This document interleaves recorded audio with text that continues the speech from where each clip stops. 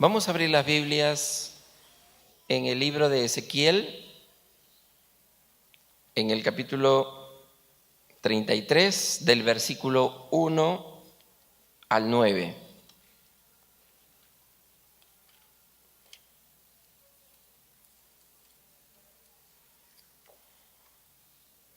Ezequiel, capítulo 33, versículos del 1 al 9. Dice así la palabra del Señor.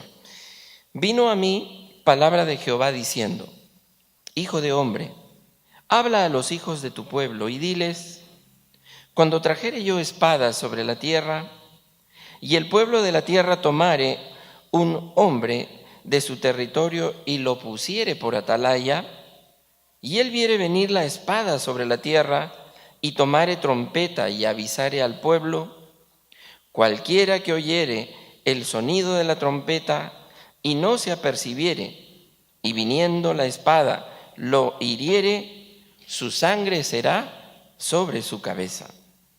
El sonido de la trompeta oyó y no se apercibió, su sangre será sobre él, mas el que se apercibiere librará su vida.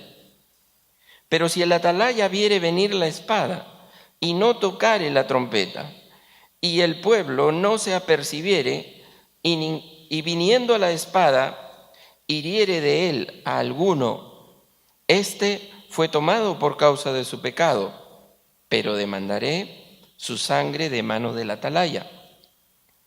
A ti pues, hijo de hombre, te he puesto por atalaya a la casa de Israel, y oirás la palabra de mi boca, y los amonestarás de mi parte.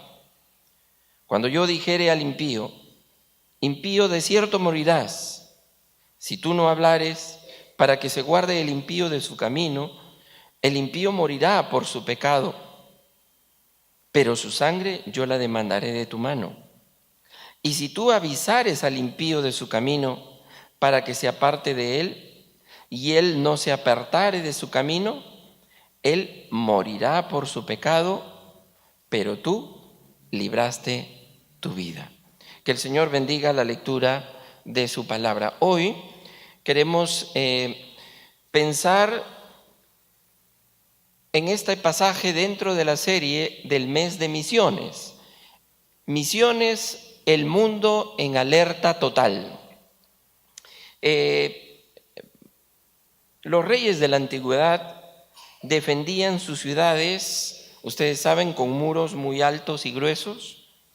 Encima de esos muros había torres desde donde los atalayas podían ver a los enemigos que se disponían a atacar cuando aún estaban lejos. Y una atalaya vendría a ser también una torre alta que se construía, desde el cual se podía dominar visualmente el enclave, la ciudad o la región. Y el objetivo era tener visibilidad para prevenir el ataque o la invasión de ejércitos enemigos. Un atalaya entonces era un centinela, un vigía, y la vigilancia del atalaya era una labor no solo por momentos, sino una labor continua durante cada día, pero todo el día, 24 horas. Y el deber de las personas que estaban en estas fortificaciones era de avisar, de dar el primer grito de alarma a los habitantes de la ciudad. Así que el atalaya tenía por obligación velar y hacer sonar la alarma cuando el peligro se acercaba. Y hay del atalaya que se quedaba dormido, se distraía y no vigilaba como debía. Así que si por cualquier causa no hacía sonar el cuerno que levantaba para soplarlo, entonces eso en esas épocas era pagado con su vida. Y este pasaje está inspirado, el que acabamos de leer, en esta figura antigua, obviamente, ¿no? Ya no tenemos esa circunstancia, pero creo que la hemos visto en las películas, en fin, y estamos al tanto de esto.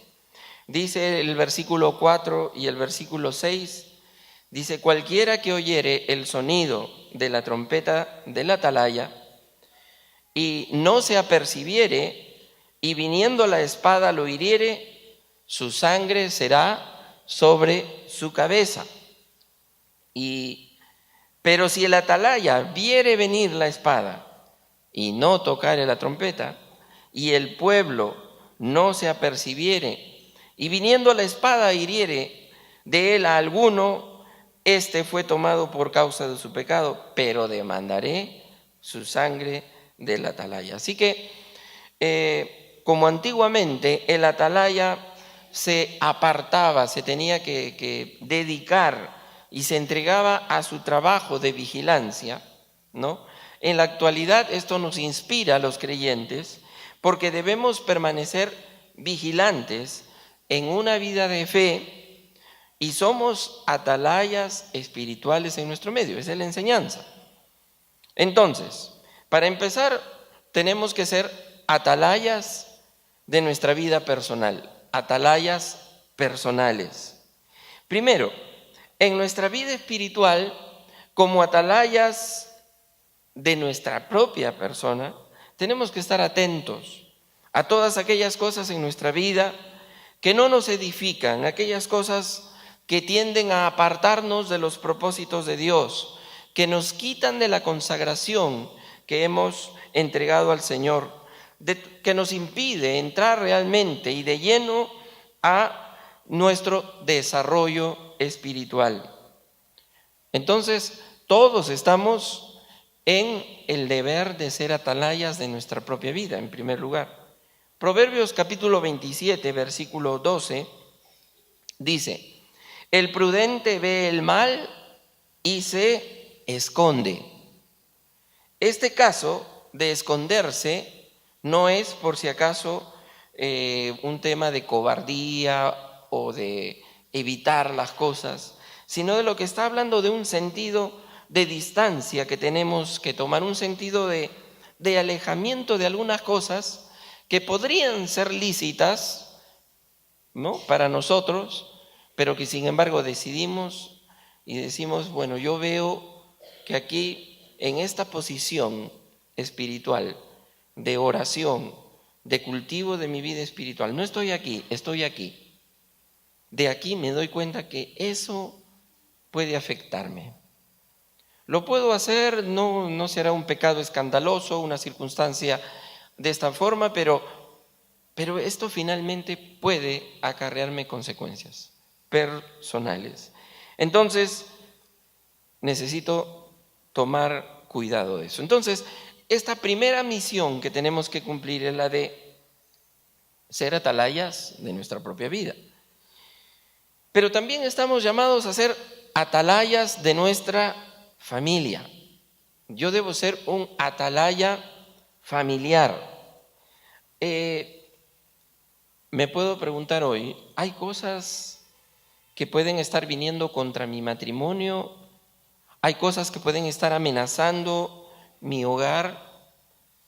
Dios nos da una visión espiritual para ver desde dónde puede llegarnos una circunstancia, una amenaza, y nos da la capacidad de entender, de decir, tengo que cuidar esto.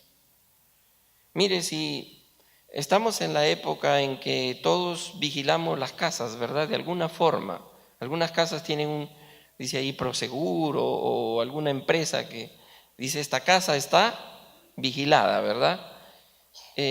Mi suegro cuando viene a visitarnos siempre está mirando su celular porque ahí tiene una aplicación y está viendo el frontis de su casa y su casa misma. Y dice, no, yo tengo que estar vigilante, él es un anciano. Si vigilamos nuestras posesiones, vigilamos el auto, le ponemos el GPS para que lo puedan ver y que no nos lo puedan robar, ¿cuánto más vigilar nuestra familia? Y por eso es que si esta actitud se frena en nosotros o la descuidamos, se puede destruir un hogar. Estamos llamados a ser atalayas de nuestro hogar. Si usted puede tener la tendencia de decir, bueno, eso no me va a pasar a mí, o no creo que esto sea tan negativo, de pronto cuidado, no está cumpliendo con su labor de atalaya en las torres de su casa. Y sabe a lo que me refiero. Tú lo ves, pero a lo mejor tus hijos no lo ven. Tú tienes que estar sintonizado con el Señor para ver aquello que a lo mejor tus hijos, niños, adolescentes o incluso jóvenes no ven, pero tú lo ves. Hay que cumplir la labor de atalaya. Pablo nos dice que nosotros debemos hablar la verdad con amor en Efesios 4:15, y uno no tiene que anunciar el peligro ni con enojo ni con ánimo ofensivo, pero sí con ánimo de decir la verdad con amor. Este es un peligro. Hay que tener cuidado, hay que tomar estas precauciones. Y los padres necesitan entender cuando algo está pasando en la vida de sus hijos, necesitan saberlo. ¿Ok?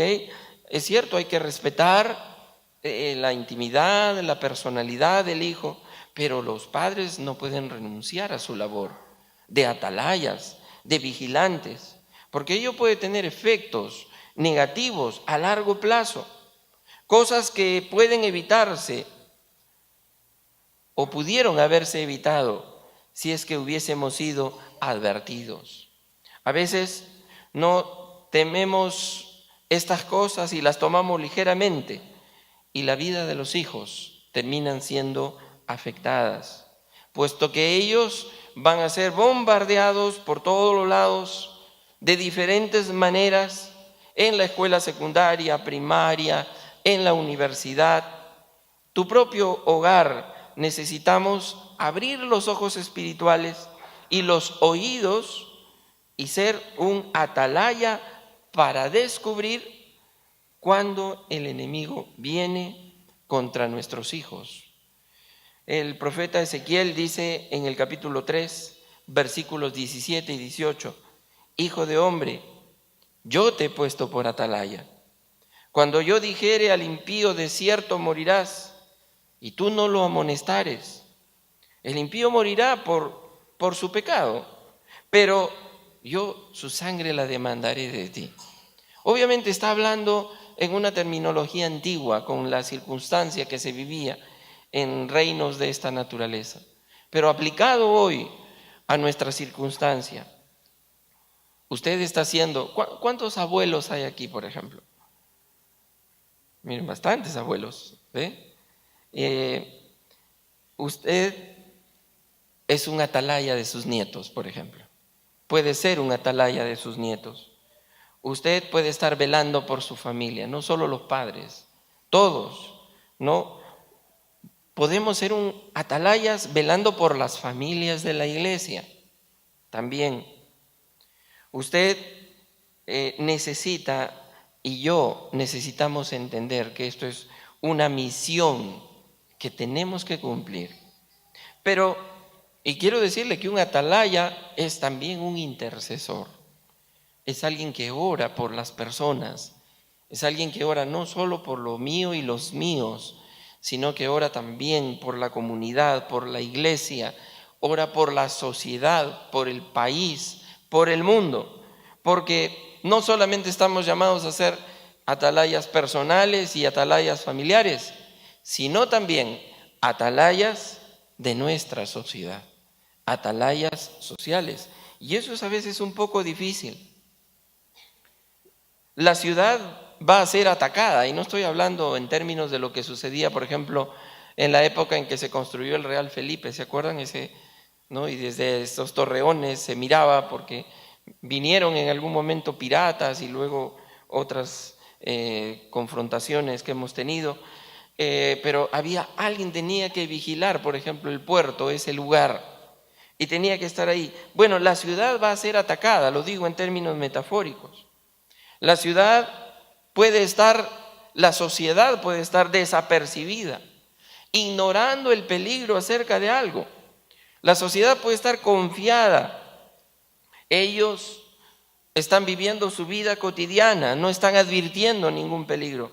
Pero el que está sobre la torre más alta del cultivo de una espiritualidad, entonces puede ver venir la espada sobre la tierra.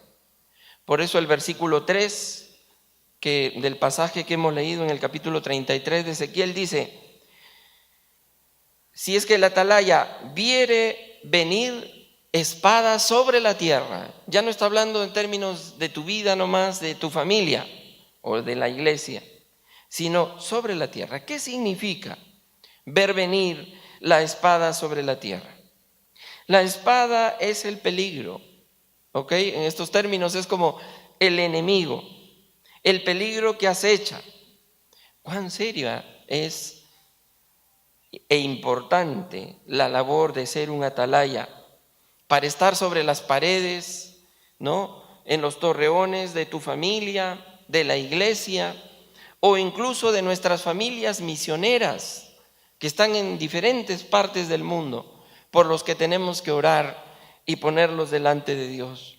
Pero estar allí mirándolos porque están probablemente en algún estado de vulnerabilidad y tenemos que orar por ellos. Dios te va a decir cuándo orar. Dios te va a decir cuándo debes advertir algo. Y Él te va a guiar a saber por qué orar y qué hacer. ¿Pueden ver ustedes la espada que viene sobre la tierra? Probablemente hayamos olvidado esa labor de ser atalayas de la sociedad. Por ejemplo, en temas como la ecología. Es por todo sabido que el mar, el océano, tiene, dicen, un lugar donde casi del tamaño del estado de Texas está lleno de plástico, ¿no? Y hemos visto cómo la ecología está siendo dañada por esto. ¿Tenemos algo que decir al respecto? Porque eso es una espada que viene sobre la tierra. Pero también podríamos tomar otros ejemplos como la corrupción, la justicia o la injusticia, la violencia contra la mujer, el cuidado de los niños. Viene espada sobre la tierra y tenemos que hablar lo que dice la palabra y mirar que hay cosas que pueden parecerle bien a nuestra sociedad, pero finalmente habrán consecuencias negativas. Y es porque queremos darnos algún gusto y es porque queremos todavía seguir haciendo algo que nos da placer. El hedonismo es creer que yo debo vivir para mi placer. Y no importa si estoy hipotecando el futuro. A veces preferimos como iglesia ser más diplomáticos y nos volvemos diplomáticos y dejamos de ser atalayas. He dicho ya que tenemos que mirar esto, sí, con amor, con respeto, pero hay que seguir siendo atalayas. Muchos han llegado a ser tan amigables con las fuerzas del pecado y se preocupan tanto de su popularidad que a veces dejan los principios cristianos a un lado y optan por el silencio. Y la Biblia nos ha dicho, y podemos decirlo en palabras más contemporáneas, pero lo decía Pablo en las palabras suyas de su tiempo. Él decía, la paga del pecado es muerte. Entonces, las palabras dice este pasaje, para el justo, también están allí. La iglesia debe ir vestida de humildad, ser atalayas nosotros vestidos de humildad, pero con la convicción de que nos asiste el hecho de que, aunque pueda no gustar, digámoslo bien, pero no nos salgamos de lo que dice la palabra del Señor. Tampoco con actitudes de arrogancia, como si tuviéramos que adoptar una posición de superioridad. Seamos atalayas desde una posición de misericordia, desde una posición de comprensión, pero atalayas al fin. Casos como los de Eivia Ágreda, y esta terramosa que ha sido violada y casos tan terribles en los que ni siquiera la justicia procede como debería. Entonces, el cristianismo tiene que ser atalaya. Aquí no hay condena, no hay ni juicio, no hay cacería de brujas. Solo hay ni siquiera esgrimir textos como espadas victorianas para hacer daño. No, es simplemente un acercamiento a la sociedad para decirle, esto no tienes que abrazar mi religión, pero mira, estas conductas, estos comportamientos traen más pobreza, más violencia, más necesidad, más atraso. Está destruyendo la familia. Porque dentro de esa lista de cosas de las que debemos mirar, tenemos que mirar también la ideología de género. Aún así tenemos que alertar acerca de que se está haciendo más patente hoy en día la normalización, ojo, normalización, popularización y avance de la ideología de género. Nuestro acercamiento debe ser como atalayas desde el lado del respeto, con la mano extendida, y esa misma comprensión la demandamos nosotros del colectivo homosexual militante. Nos toca respetar, pero no se nos puede obligar a aceptar, ya que ni siquiera todo lo que es legal y lo que pueda llegar a legalizarse, creemos necesariamente que tiene que ser moral. Puede ser legal, pero respecto de la palabra de Dios, no necesariamente tiene que ser moral y ético. No vamos a obligar a la sociedad a que crea como nosotros. No vamos a imponerle la Biblia ni nuestra religión a la sociedad. No debemos. Si algún cristiano cree que eso es una posibilidad, está terriblemente equivocado.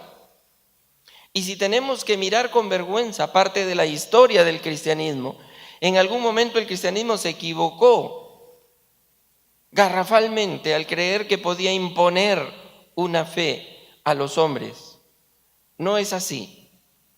Sin embargo, tampoco hoy tenemos que permitir que se nos acuse de intransigencia religiosa, porque lo único que estamos diciendo aquí y para gente de nuestra iglesia es que simplemente tenemos que tener criterios definidos y ser consecuentes con los valores y la ética cristiana, porque somos cristianos y hay una ética cristiana.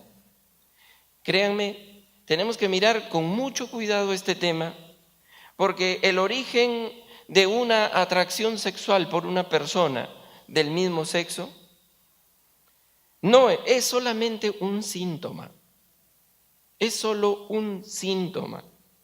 La causa real es la carencia afectiva y es una serie de factores, incluso intrauterinos, incluso prenatales, incluso antes de la concepción, por toda la historia que tenemos acumulada en nuestra genética, y por otras cosas como abandono, como rechazos, como situaciones, violaciones y tantas cosas. Es un tema muy, pero muy complicado. Pero la realidad de la milanesa es que la familia está en crisis hoy y tenemos que ser atalayas de esto, porque créanme, y ya viene el Día del Padre, para ser padre, primero hay que ser hombre. Eso es importante.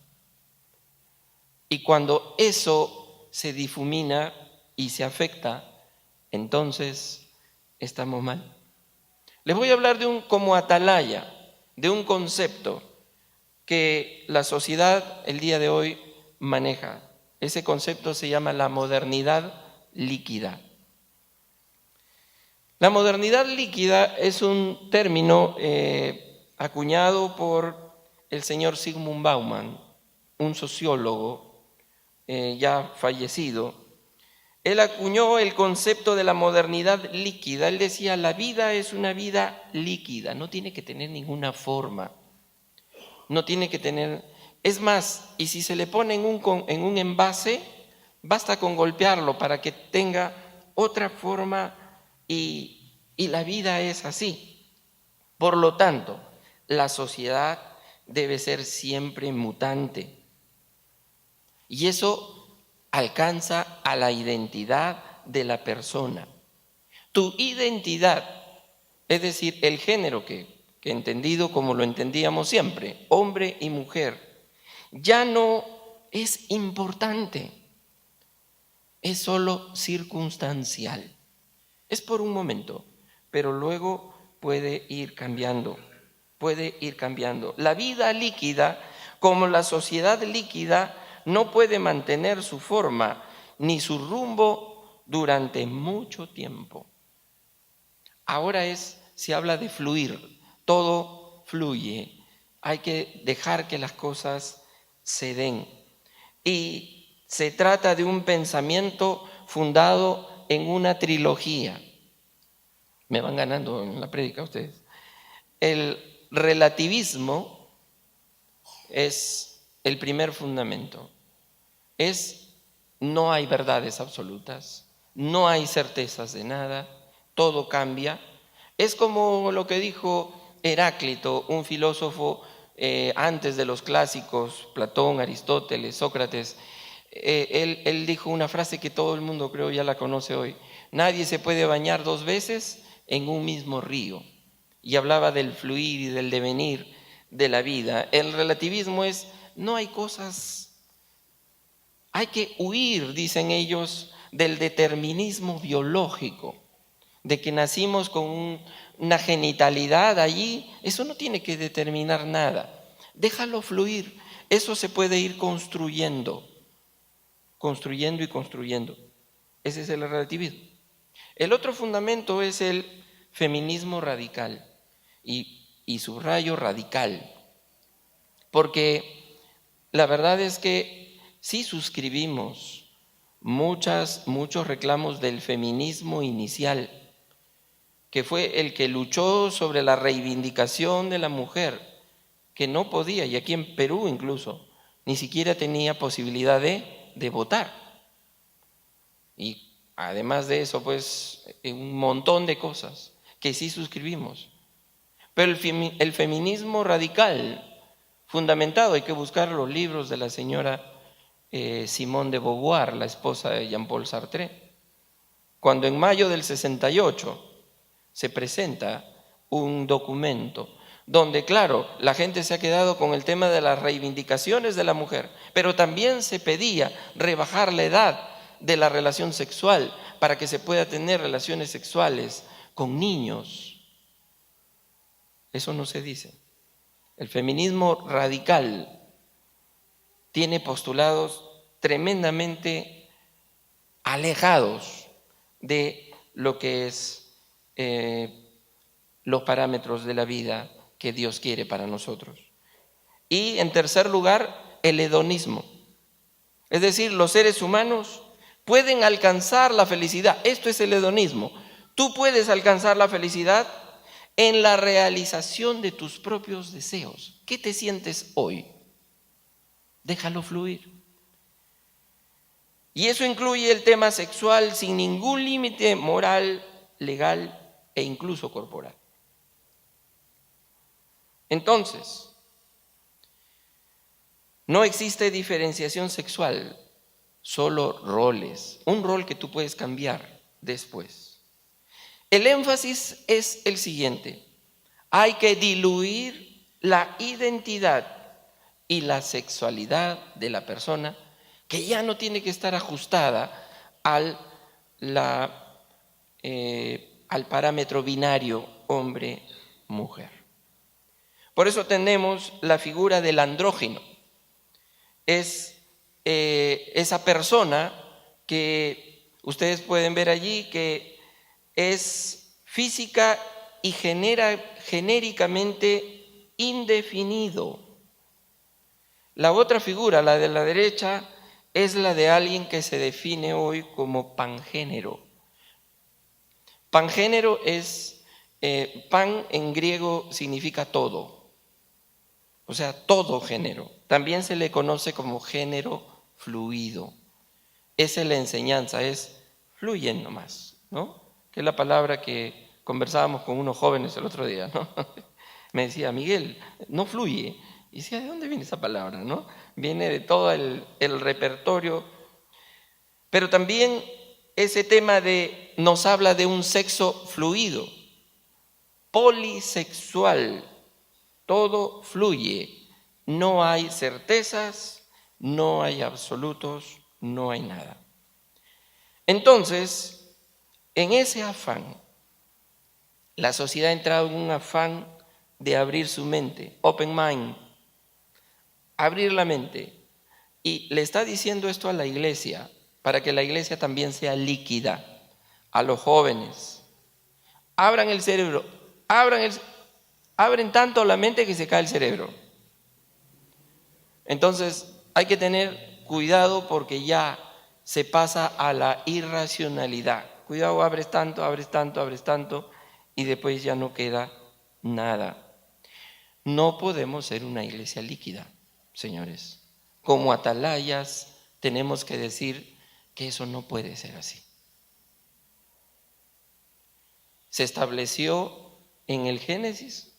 Estoy hablando como iglesia, yo no le voy a imponer la Biblia al vecino que está allá al costado. Y cuando Jesús, hablando del divorcio, dijo, hombre y mujer, y punto. Ahora, otra vez, Dios ama al mundo al punto que ha dado su vida para su salvación. Pero no podemos imponer nuestra creencia a nadie. Pero sí con amor, con misericordia, con mucho respeto, que les falta a muchos cristianos. Lo hemos dicho aquí varias veces. Cuidado con el irrespeto en las redes sociales. Que otros caigan en irrespeto, ok, pero no los cristianos, nunca. Sin embargo, les voy a mencionar los 5 mandamientos de la ideología de género. En primer lugar, el primer mandamiento es: el sexo se puede modificar. No necesariamente con lo quirúrgico, sino uno puede, el sexo es una cosa que uno puede superar, ¿no? Y eso ya creo lo hemos explicado. Segundo lugar, no a los estereotipos. Y el primer estereotipo que la ideología de género, o también llamado enfoque de género, trata de promover es no al estereotipo padre-madre. Por eso es que en el currículo que se ha cuestionado ya no se hablaba de papá y mamá. Como se hablaba en los currículos, aquí hay educadores. Yo me he leído el currículo completo, un documento de este ancho y largo, así más o menos. Ya no se habla de padre y madre, se habla de adulto significativo. Ya no hay papá y mamá. ¿Para qué? Para dejar entrar estas cosas. ¿Ok? No a los estereotipos de papá y mamá. Porque papá y mamá pueden ser cualquiera, o puede ser solo uno, o puede ser de diferentes formas. No a la familia natural. Es decir, no hay ningún tema de que la familia ha sido constituida naturalmente y, bueno, todos aquí de dónde hemos venido, de papá y mamá, ¿no es cierto? ¿Alguien vino de alguna otra forma? De papá y mamá. Entonces, pero también el cuarto mandamiento es desexualizar la progenitoriedad, es decir, quitarle el tema del sexo. Ahora van a ver ustedes un video donde se ven 2 mamás, pero que tienen relaciones entre ellas y crían a un niño. Tenemos que ser atalayas porque esto puede ser parte de la vida y decisión del adulto, No le podemos decir que no, pero sí tenemos que oponernos a que se ponga en el currículo que hay 132 géneros y al niño, sobre pretexto de enseñarle que sea inclusivo, marearlo porque él solo conoce niño y niña. A eso nos oponemos. Y por último, la colonización ideológica. Casi no hay partido hoy que no hable de aspectos doctrinarios que están metidos en esto. Porque también entran intereses políticos. Hace 2 semanas estuve en un evento que un amigo que conocí en la maestría de filosofía me invitó al Instituto Goethe a escuchar un tema sobre Marx. Y uno de los expositores, muy versado en Marx, contaba él, porque le preguntaron cómo queda la familia, ¿no?, en el tema del marxismo. Y él decía que Marx y Engels, ustedes lo saben probablemente, que anduvieron juntos, hicieron el manifiesto comunista, y Engels dijo, bueno, hemos ya destruido el tema de la propiedad privada, no debe haber propiedad privada, porque ese es el origen de la explotación. Pero hay que destruir el otro elemento que el capitalismo usa para tenernos subyugados, la familia. La familia no debe existir de esta manera. Debe ser un tema también de comunismo. Ya se imagina usted cómo fue eso, cómo sería eso. Y Marx le dijo, mira, con atacar la propiedad privada ya hemos tenido bastantes problemas. No nos metamos con la familia. Fue lo más sabio que le he escuchado a Marx y está debidamente documentado. Pero entonces hay también una colonización ideológica, porque hay temas ideológicos que en verdad nosotros abundaríamos aquí y no tenemos tiempo para eso. Pero lo que quiero decirles es lo siguiente, que se quiere llevar esto a la escuela, a los dibujos animados. Y la figura es la siguiente, voy a usar la figura de la ambulancia. Usted ha visto acá en Lima, todos aquí somos peruanos, creo. Si hay algún extranjero que nos está visitando, no va a entender muy bien esta ilustración. Pero aquí en Perú, cuando va una ambulancia, ¿qué pasa? Cuando va por Javier Prado y está en momentos en que el tráfico está terrible. Uno es que a veces no dejamos pasar a la ambulancia, ¿verdad?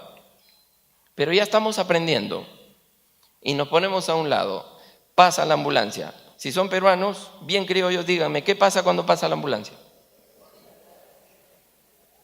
Todos saben, se han dado cuenta, experimento. Todos se ponen atrás de la ambulancia y vamos ahí, ¿no? Atrás de la ambulancia, ¿no? Y pasamos rojas, pasamos atrás de la ambulancia, pegado a la ambulancia. Ya. ¿Cuál es la ambulancia? La ambulancia es la violencia contra la mujer. ¿Amerita atención eso o no? Inmediata. Pero hay un montón de cosas que se están metiendo detrás.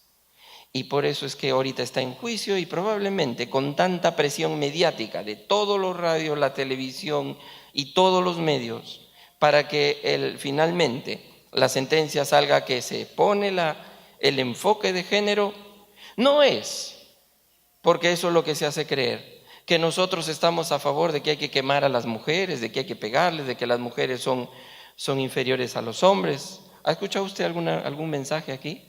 Aquí hay gente que estuvo desde cuando el pastor Javier estuvo en el primer culto inaugural. Jamás se ha enseñado eso porque eso no es cristianismo. Pero se está haciendo creer, la ambulancia va adelante y nos están metiendo un montón de temas. Dizque para que los niños se acostumbren a ser inclusivos. Miren, no basta con decirle a los niños, mira hijito, todos estos niños que están contigo son iguales. delante de los ojos de Dios. O son iguales, no use lenguaje religioso. Todos son iguales y todos tienen los mismos derechos. Sí, pero ella es mujercita, también. Punto. Pero tenemos que entrar con todo el lenguaje y todo el vocabulario del enfoque de género, porque se sabe que lo que se quiere meter detrás de la ambulancia que debemos atender es todo esto. Por eso es que la gente dice ahora, los cristianos están en contra del enfoque de género, entonces deben estar a favor de la inferioridad de la mujer. Usted que escucha los cultos y que lee la palabra, ¿qué es lo que piensa? Lo que nos está pasando es la criollada de la ambulancia y se está metiendo muchas cosas. Y quiero decirle que incluso a veces los cristianos caemos, porque cuando miramos a Eva en el primer capítulo, segundo, los primeros 3 capítulos del Génesis, vemos a Eva que come del fruto prohibido, ¿verdad? Y lo que pensamos de inmediato es, la mujer pecó. Y los hombres a veces bromeamos, ¿no? Decimos, si ella no se hubiera equivocado, pero siempre las mujeres, ¿no? Pero hoy día quiero que lo miremos de otra manera. ¿Dónde estaba Adán? ¿A quién se le dio el mandato? ¿A Eva o a Adán? A Adán. Y se le dio el mandato antes que Eva sea creada. Y cuando Eva, además de que él acepta el ofrecimiento de Eva, ¿dónde estuvo Adán?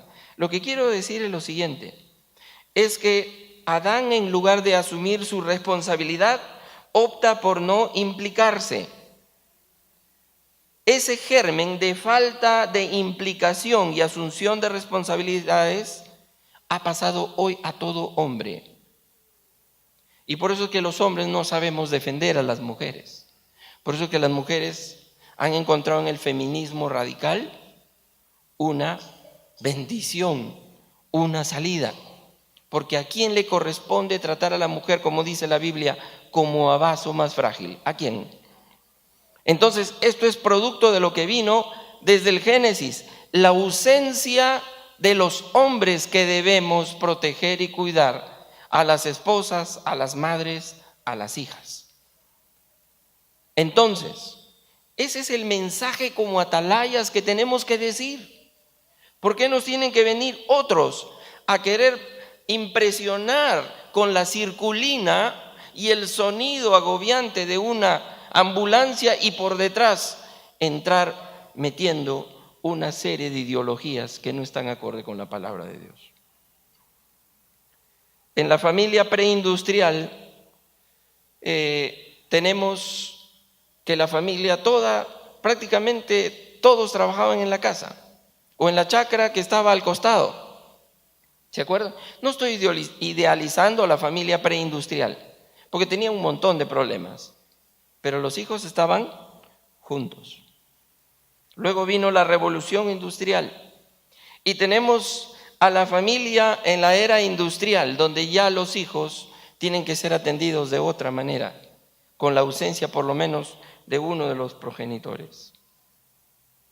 Y eso que no nos podemos olvidar de guerras que separaron a las familias, grandes guerras y cosas que han afectado la vida de la familia. Y en la era contemporánea, hoy tenemos la ausencia de los padres. Hoy, en nuestra época, porque así se ha configurado nuestra sociedad. Entonces, obviamente en estas circunstancias han hecho que los hijos sean afectados en su identidad y acusan recibo de una rebelión frente a esto. Y si alguien viene y les habla de la modernidad líquida y que empiecen a fluir, entonces ese fluido va a ir por cualquier lado. Porque, permítame decirle esta ilustración, la identidad de una persona, de un bebé, de un niño, es como un río que siempre va por su mismo cauce. Pero si a ese río le ponemos una piedra, va a pasar por encima. Le ponemos 2, seguramente también. 3, quizá. Pero si ponemos 4, 5, 6, empezamos a bloquearlo por abandono, por problemas, por malos tratos, por violencia, por desamor en la pareja y una serie de cosas. Al final le seguimos poniendo, lo bloqueamos. ¿Qué pasa con el cauce del río? Se tiene que desviar. Y se desvía. Porque no somos tabula rasa, no somos pizarra en blanco, no venimos así.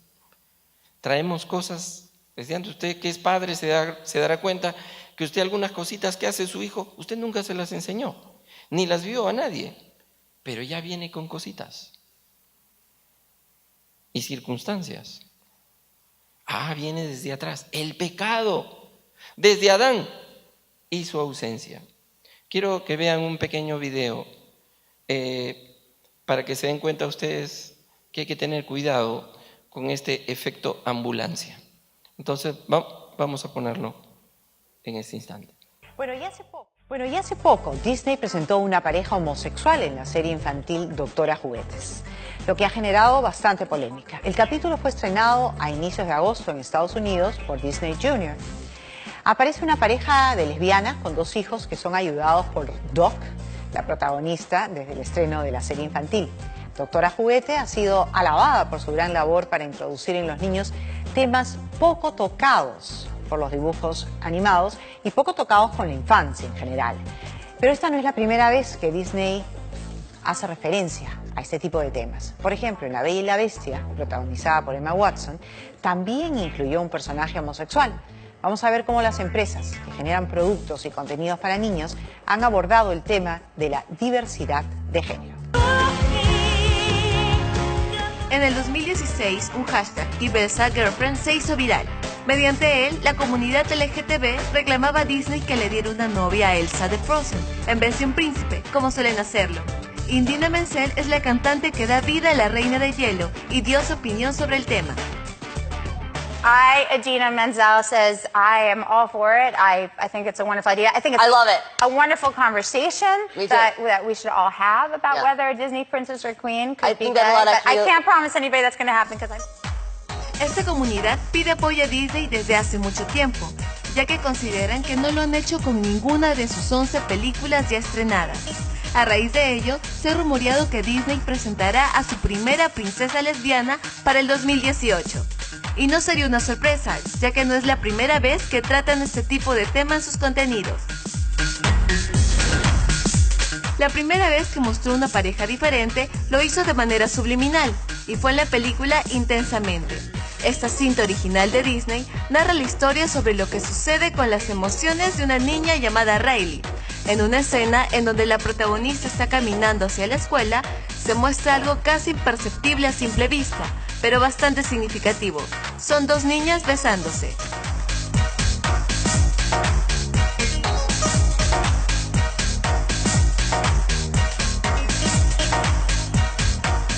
La primera vez que Disney mostró una pareja gay de forma explícita fue en la famosa serie Buena Suerte Charlie. En esta escena se muestra la visita de una pareja de lesbianas con una hija adoptiva, quien llega a jugar con Charlie.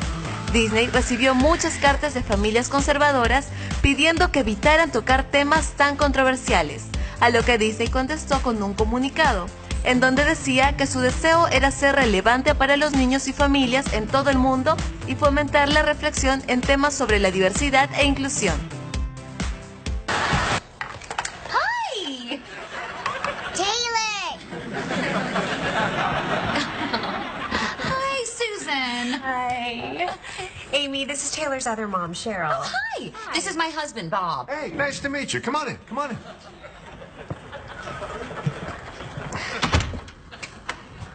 Taylor has 2 moms. Nothing gets past you, Bob. The Lodge es otra serie que aborda el tema. Este sitcom es transmitido por Disney XD, el cual va dirigido a adolescentes. La serie presentó a su primer personaje gay llamado Josh, interpretado por Joshua Singley Evans. En esta escena, Josh confiesa su opción sexual. la cual es aceptada como algo normal por el personaje de Noah. El objetivo de Disney era transmitir que esta situación no es algo fuera de lo normal. I always kind of thought you guys would make a cute couple. That's never gonna happen. She's not really my type. Sky's everyone's type. Girls aren't really my type. I mean, I love them as friends, obviously, but... Oh, cool. Otro dibujo animado de Disney es Star contra las fuerzas del mal. Esta serie trata sobre una princesa enviada a la Tierra por sus padres para que aprenda a vivir de manera responsable. Ella vive con la familia Díaz y es amiga del hijo mayor, Marco. En la escena en que Star disfruta de la música en un concierto, hay un momento en el que todos se besan, y hay una toma en la que se puede ver claramente y sin necesidad de poner pausa que una de las parejas son dos personas del mismo sexo.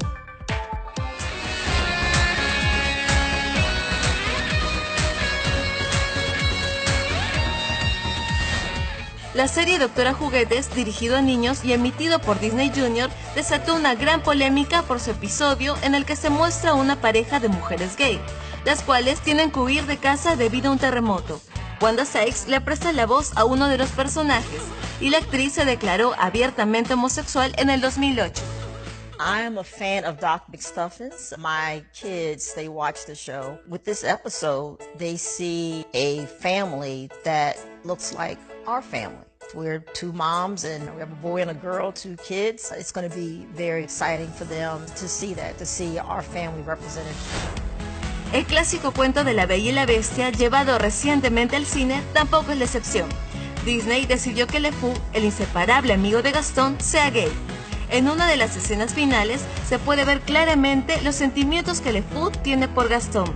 Esto es lo que comentó el actor Josh Gad de la película sobre la controversial escena. You know, there's a moment at the end of the movie that I think is open to interpretation that's very subtle, but I'm very proud of it. I think it's a really amazing moment in a Disney film, and Además, Disney World presta sus instalaciones a la comunidad LGTB todos los primeros sábados de junio desde 1991. Este evento es realizado en California y Orlando. En aquel día, la comunidad LGTB asiste con camisetas rojas para identificarse y disfrutar de un día lleno de magia. El evento no es privado. De esta manera, todos pueden compartir y se incentiva la inclusión. Claramente, Disney seguirá tocando el tema. La nueva generación es la esperanza de un futuro lleno de tolerancia e igualdad. Bueno, y hace poco Disney presentó una pareja homosexual. Niños posteriormente tolerantes. O sea, si se les enseña esto a los niños, ya no van a haber casos como Ivy y Ágreda. Esa es la solución. O sea, ya van a ser inclusivos, ya van a ser tolerantes, van a ser unidos. Este video no es hecho por nosotros, salvo los cintillos que se han puesto allí para advertirlo, pero es, miren, tenemos que enseñarle esto a los niños. ¿Para qué? Para que luego sean inclusivos. Tenemos que ser atalayas. No podemos ser una iglesia líquida. ¿Saben que hay iglesias que se están licuando? Y en esta licuefacción se va a caer todo, porque los principios cristianos no son esto, no fueron así nunca. Con amor, con respeto, tenemos que ser atalayas, atalayas con misericordia. Pero si bien es cierto y repito, como dicen aquí, o sea, las personas están libres de hacer lo que gusten, pero qué pena, pero eso de ir a Disney, eso de estar en la enseñanza, en la educación de los niños, habla de algo, de un tema de querer colonizar mentes desde el momento en que están empezando. Y si no somos atalayas de eso y prestamos atención a quienes empiezan a simpatizar con el mundo por mero esnobismo, es decir, porque todo el mundo intelectual va por esa línea, como lo dice esta señora, ¿no? Así va a ser, bueno, es correcto, van a ser todos inclusivos. Entonces, tenemos que tener mucho cuidado. Así que estamos como atalayas, querido hermano. Así que por ello voy a invitarles a que oremos. en este momento. Señor, tú conoces nuestra vida, nuestra familia, nuestra iglesia, y sabes, Señor, que nos debemos a ti en primer lugar, antes que a los demás. Pero también nos debemos a los demás en el sentido de ser atalayas, en amor, en misericordia, en esa debilidad con la que tú cumpliste la misión en este mundo, de no entrar en un caballo, sino en un pollino, debilitado, rogando, predicando, enseñando, mostrando amor. Enséñanos esta vía, Señor. Pero también te ruego por los que están en desventaja, por los débiles. Oramos por las mujeres en debilidad. Oramos por los niños que están en fragilidad frente a esto. Oramos por los que están en gestación y hoy se busca sacarlos, Señor, de ese proceso. Padre, oramos para que nos levantes como atalayas sociales e impidamos que nuestro mundo, nuestra sociedad, luego tenga que cosechar las futuras generaciones, de nuestros hijos, consecuencias terribles, Señor, por haber roto tus principios. Padre, ayúdanos a no imponer nuestra creencia, pero sí a predicar el evangelio de amor. Por favor, danos sabiduría en esta tarea de verdaderos atalayas. En el nombre de Jesús. Amén.